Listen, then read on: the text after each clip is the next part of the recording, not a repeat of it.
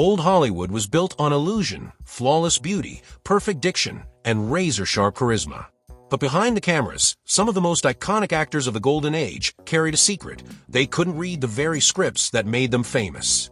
Whether due to dyslexia, illiteracy, language barriers, or a lack of formal education, these stars had to rely on line coaches, phonetic memorization, or sheer improvisation to survive in an industry that demanded perfection. This hidden struggle reveals the grittier side of classic Hollywood fame, where raw talent often masked deep personal challenges.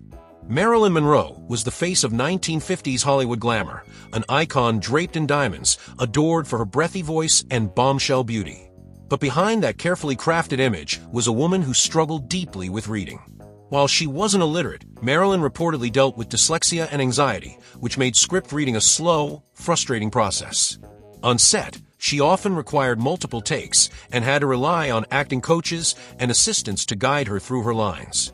Some directors grew impatient with her delays, while others, like Billy Wilder, recognized that beneath the surface was someone trying desperately to meet impossibly high expectations. Her difficulty with reading was further compounded by a turbulent childhood marked by foster homes, trauma, and a lack of stable education. Yet despite these setbacks, she gave emotionally powerful performances that made her unforgettable. In a world that demanded perfection, Marilyn Monroe was imperfect, and all the more human for it. James Dean was the ultimate rebel without a cause, brooding, magnetic, and effortlessly cool. But behind the iconic swagger was a young man who reportedly had a hard time processing written words. Dean's academic record was spotty, and several of his peers and biographers have suggested he may have struggled with undiagnosed dyslexia. On set, he was known for his improvisational style, often choosing to feel his way through scenes rather than strictly follow the script. This wasn't just method acting, it may have been a necessity. Directors noted that Dean would sometimes skip script read-throughs or ask others to paraphrase lines for him. Instead of memorizing every word, he leaned into raw emotion, instinct, and spontaneity. That rebellious, unpredictable energy? It might have stemmed as much from creative brilliance as from a quiet battle with reading that he never publicly acknowledged. Anthony Quinn rose from poverty to become one of Hollywood's most commanding screen presences, known for his powerful roles in films like Zorba the Greek and Lawrence of Arabia. But his early years were marked by hardship, and that included a struggle with reading. Born in Mexico and raised in East Los Angeles, Quinn grew up speaking Spanish and didn't learn English until later in childhood. His formal education was limited, and by the time he entered the film industry, he often found himself overwhelmed by scripts written in a language he still hadn't fully mastered. Early in his career, he reportedly relied on others to help him understand complex dialogue, sometimes learning his lines phonetically or through repetition with coaches. Despite this barrier, he brought a visceral intensity to his performances that often transcended language. Quinn once said acting was about feeling, not words, a perspective likely shaped by years of working around his difficulty with reading. Jane Mansfield was often dismissed as just another blonde bombshell, but behind the curvaceous figure and breathy voice was a woman full of contradictions. Publicists loved to tout her reported IQ of 163, and while that may have been exaggerated, Mansfield was undeniably clever in crafting her public image. Still, several insiders noted that she struggled with focus, comprehension, and line retention, possibly due to undiagnosed learning issues or the chaotic pressures of stardom. Despite being college-educated, she often had trouble with traditional script reading and required extensive coaching before shoots. Her acting style was big, theatrical, and sometimes uneven, partly because she relied more on memorization by ear than on reading from the page. Mansfield's greatest talent may have been her ability to play into the media's expectations while concealing just how hard she was working behind the scenes to keep up. In a studio system built to chew up and spit out actresses like her, she faked confidence until it became her reality. Errol Flynn was the embodiment of swashbuckling charm, sword in hand, collar popped, a rogue grin always ready. But behind that devil-may-care exterior was a man who admitted, somewhat proudly, that he rarely read scripts in full, if at all. Born in Tasmania and raised across continents, Flynn had a chaotic education and frequently skipped school. By the time he arrived in Hollywood, he was already more of a gambler, adventurer, and storyteller than a trained actor. According to several directors and co-stars, Flynn preferred to skim his lines or have them paraphrased for him, relying heavily on intuition and last-minute coaching. Some chalked it up to laziness, others suspected he struggled with traditional reading comprehension. Either way, he made it work. Flynn brought a natural ease to the screen that masked any behind-the-scenes prep he may have lacked. In fact, he often claimed he acted best when he didn't know what was coming next, whether in the scene or in life. Clark Gable, known as the King of Hollywood, had the voice, the presence, and the magnetism that made him a legend, but he also carried a lesser-known vulnerability, a lifelong discomfort with reading. Gable came from a working-class background and dropped out of school at 16. Though he later refined his speech and image through studio grooming, insiders noted that he struggled with complex scripts and preferred rehearsing lines aloud rather than reading them quietly to himself. Some reports suggest he had reading difficulties tied to a lack of formal education, and others hinted at possible undiagnosed dyslexia. On set, Gable was known to memorize his dialogue through repetition and conversation with others, rarely relying on the page itself. Despite these challenges, he delivered lines with confidence and authority, proving that charisma could eclipse convention, and that talent doesn't always come from textbooks or training. John Garfield was one of the original tough guy antiheroes of Hollywood, a brooding, street-smart actor who brought gritty realism to the screen in the 1930s and 40s. But behind his sharp performances was a young man who had fought his way out of poverty with almost no formal education. Raised in New York's Lower East Side, Garfield lost his mother at a young age and bounced between schools and juvenile programs.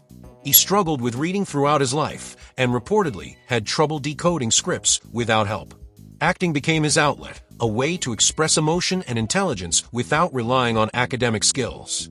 Garfield leaned heavily on his instincts and often worked with acting coaches who helped him interpret dialogue in a way that felt natural.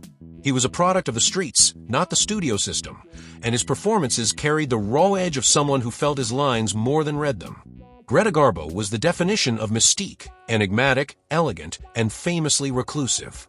But one of the lesser-known reasons for her aloofness may have been her struggle with language, especially in the early stages of her Hollywood career. Born and raised in Sweden, Garbo didn't speak English fluently when she first arrived in the United States. When she transitioned from silent films to talkies, she faced the daunting task of delivering English dialogue she could barely understand. According to accounts from studio insiders, Garbo would often have her scripts translated aloud to her in Swedish, learning her lines through sound and rhythm rather than by reading them directly. Her thick accent and limited vocabulary required meticulous coaching, and she became known for rehearsing obsessively to nail the delivery. Her haunting screen presence, cool, detached, otherworldly, may have stemmed in part from this distance between her and the English-language scripts. Ironically, her struggle with words only deepened her legend. Rita Hayworth was the epitome of old Hollywood glamour, fiery-haired, sensual, and mesmerizing on screen. But behind the polished starlet image was a woman who battled with personal insecurities, many of which stemmed from a difficult upbringing and a lack of formal education. Born Margarita Cancino, Hayworth was pushed into performing by her controlling father at a very young age, leaving little time for school. As a result, she reportedly struggled with reading comprehension, often finding it difficult to navigate full scripts on her own. Line memorization was a challenge, and she leaned heavily on vocal coaching and repetition to prepare for roles. Directors often noted that she performed best when she could internalize lines through movement or emotional cues, rather than reading them cold from a page. Her performances were fluid and intuitive, born more from instinct than formal technique. Despite the obstacles, she transformed herself into a symbol of sophistication, even while quietly battling the basic mechanics of her craft. Bela Lugosi became immortal as Dracula, with his chilling stare and thick Eastern European accent. But what audiences didn't know at the time was that Lugosi could barely read the English-language scripts he was given. Born in Hungary, he moved to the United States in his 30s with no knowledge of English and spent years performing on stage while slowly learning the language.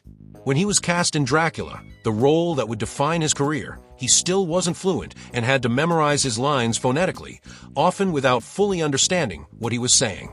This created a unique cadence in his speech that audiences mistook for acting flair, but in truth, it was part survival, part improvisation. Lugosi never quite overcame the language barrier entirely, which limited the roles he could take after Dracula. Still, he delivered one of the most iconic performances in film history, proving that fear, presence, and voice can sometimes be more powerful than perfect diction. Hedy Lamarr was often labeled the most beautiful woman in the world, but she was far more than a pretty face. She was also a brilliant inventor whose work would eventually contribute to the development of Wi-Fi and Bluetooth. Yet, ironically, this scientific mind didn't always connect easily with the written word, at least when it came to acting. Born in Austria, Lamarr didn't speak English fluently when she arrived in Hollywood, and her early performances were shaped by a language she had yet to master. She reportedly struggled with English-language scripts, sometimes learning lines by memorizing sounds rather than understanding the full meaning. Co-stars and directors noted that she worked tirelessly with dialogue coaches to perfect her delivery. Her heavy accent and difficulty with idiomatic expressions sometimes limited the roles she was offered. Still, she brought a quiet intensity to the screen that transcended language. Lamarr's brilliance lay in her ability to adapt, whether it was in technology or acting, even when the tools at her disposal weren't built for her. Charlie Chaplin may be the most recognizable silent film star of all time, but his detour into the world of spoken dialogue revealed a hidden truth. Reading had never been his strong suit. Born into poverty in Victorian London, Chaplin had little formal education and was largely self-taught. He left school at a young age to support his family, and while he became a voracious thinker and writer later in life, early on he struggled with reading and writing, relying more on physical storytelling and visual expression.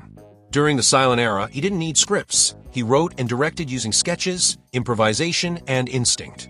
But when talkies took over, Chaplin was reluctant to adapt. His first major sound film, The Great Dictator, came well after the industry had made the shift, and even then, he famously wrote long monologues that he recited from memory after countless rehearsals. For Chaplin, language was secondary. Emotion, timing, and gesture were his native tongue.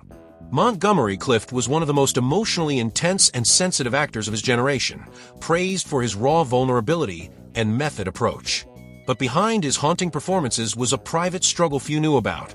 Clift reportedly suffered from dyslexia, which made reading a slow and often painful task. He had difficulty processing written scripts and was known to rely heavily on assistants or co-stars to read scenes aloud to him. Unlike other actors who skimmed scripts out of convenience, Clift often couldn't get through them on his own. Instead, he absorbed material by hearing it and emotionally internalizing it. This unconventional approach gave his acting a depth and spontaneity that felt strikingly real. While the dyslexia was never formally diagnosed in his lifetime, multiple biographers have pointed to it as a key factor in his intensely intuitive acting style.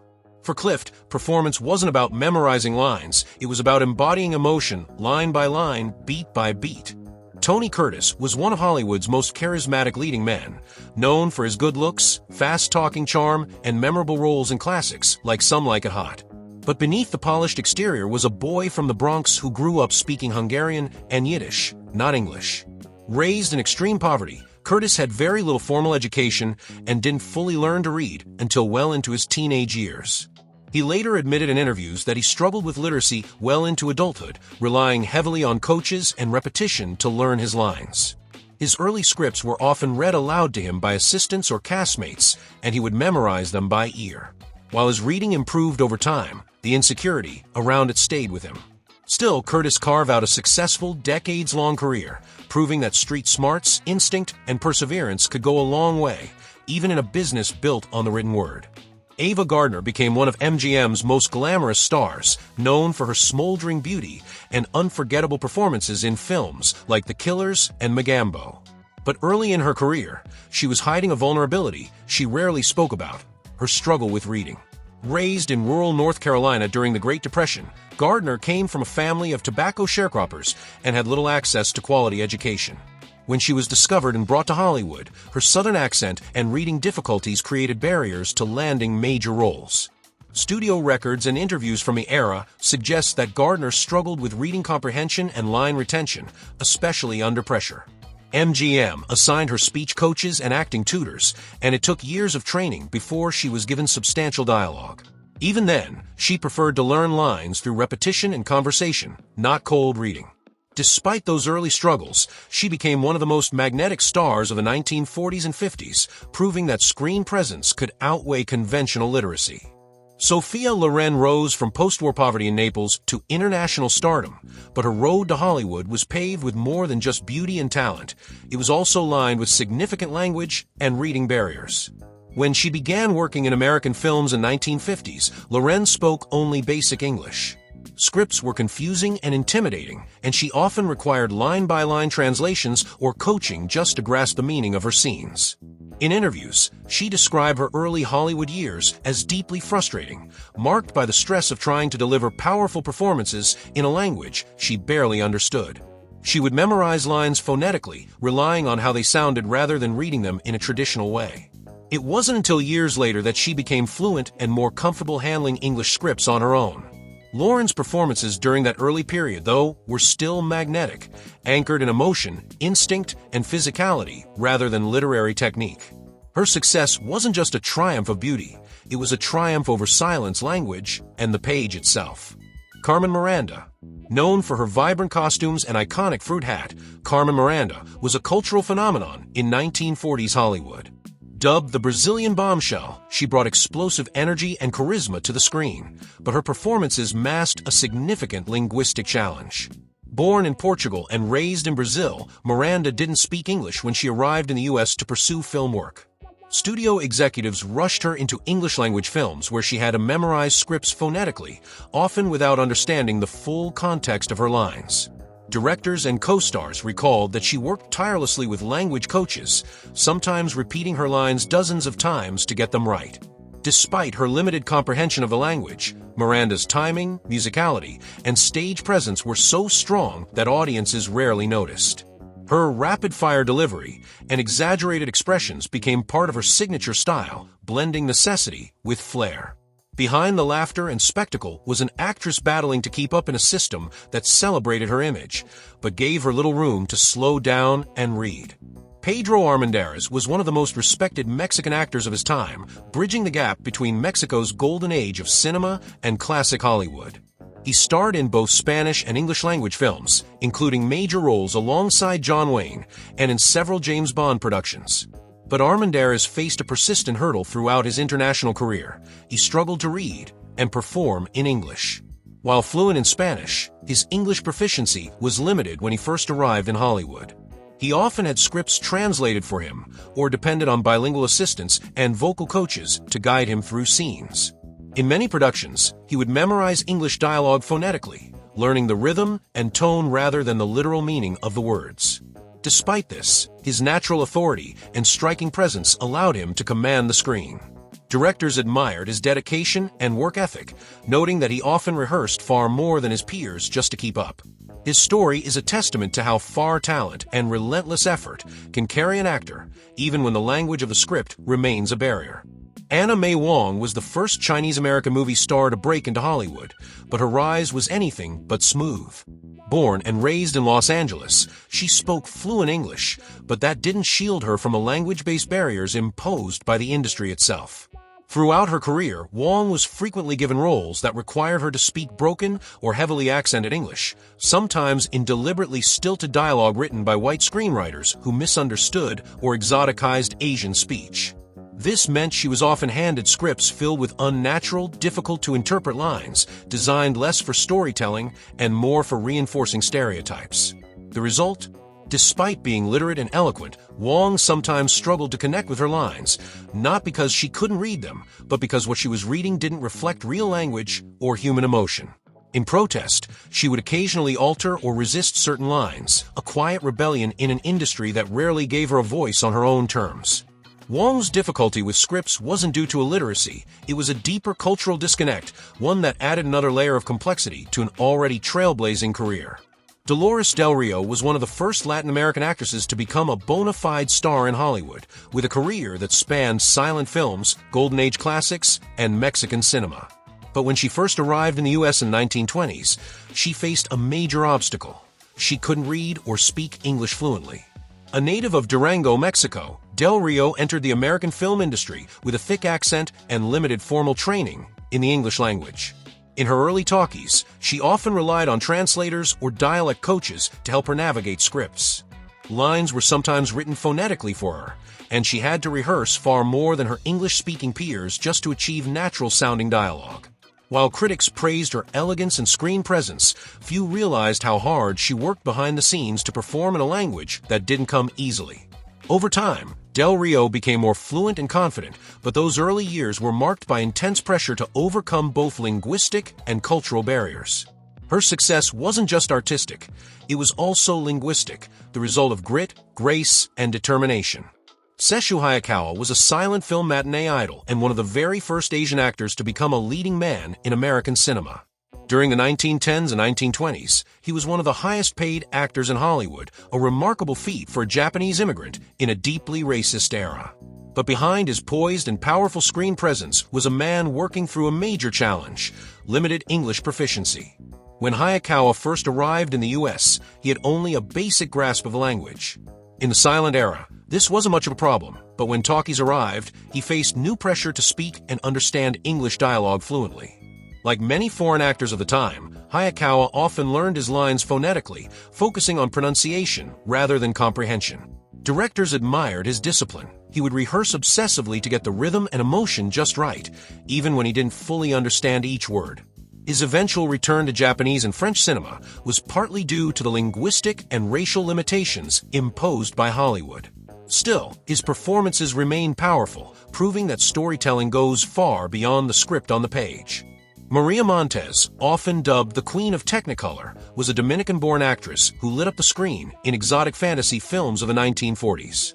Audiences were captivated by her intense gaze, dramatic delivery, and regal presence, but few knew that Montez faced a serious challenge behind the scenes. She could barely read her English scripts. Arriving in Hollywood with little command of a language, Montez struggled both with speaking and reading English fluently. Studio insiders revealed that she often memorized her lines phonetically, learning by sound and rhythm rather than comprehension. In fact, some directors would simplify or shorten her dialogue to accommodate her difficulty with pronunciation and syntax. Her unique cadence and theatrical tone, which critics sometimes mocked, were the result of both her limited English and a relentless drive to fit into a system that wasn't built for her. Despite these obstacles, Montez became a cult icon, her performances bold, unapologetic, and unforgettable. She didn't just play royalty on screen. She carried herself like one, even when the words themselves were foreign territory. Harold Lloyd was one of silent cinema's greatest comedic geniuses, famous for his daring stunts, thick-rimmed glasses, and boy-next-door charm. But while his physical comedy was masterful, Lloyd's relationship with scripts was far from conventional. Unlike many of his contemporaries, Lloyd didn't rely heavily on written dialogue or structured screenplays, partly because during the silent era, the visual gag reigned supreme, and partly because he reportedly disliked reading and preferred working from storyboards and rough outlines. Though not illiterate, Lloyd found traditional script formats tedious and creatively limiting. He built scenes through collaboration, improvisation, and meticulous physical planning, often designing entire sequences without a single written line. His creative process leaned on visual thinking rather than text-based interpretation. As sound films became dominant, Lloyd made the transition but with less enthusiasm, in part because his style didn't require or thrive on scripted dialogue. His brilliance came not from the page, but from a frame, proving that reading scripts isn't the only path to cinematic greatness. Pola Negri, the Polish-born femme fatale of the silent era, captivated audiences with her sultry looks and dramatic intensity. A major star in both Europe and Hollywood, she became known for her magnetic presence and larger-than-life persona. But like many foreign stars of her time, Negri's career hit turbulence with the arrival of sound, largely due to her limited English proficiency. When talkies took over in the late 1920s, Negri struggled to adapt. Her thick accent and difficulty reading English scripts made directors hesitant to cast her in speaking roles. She often required scripts to be translated into German or Polish, and even then, she had to memorize her lines phonetically, working with dialogue coaches to approximate pronunciation. Some filmmakers attempted to write around her difficulties by giving her minimal dialogue or stylizing her speech as part of her foreign mystique. Though her star faded in the U.S. as sound films became the norm, she continued acting in Europe, where language was less of a barrier. Negri's story is a classic example of how technological shifts in film exposed, and sometimes sidelined, those who couldn't easily read or deliver scripted lines in English. Lupe Valles, known as the Mexican Spitfire, was a whirlwind of energy, charm, and unfiltered emotion, both on and off the screen.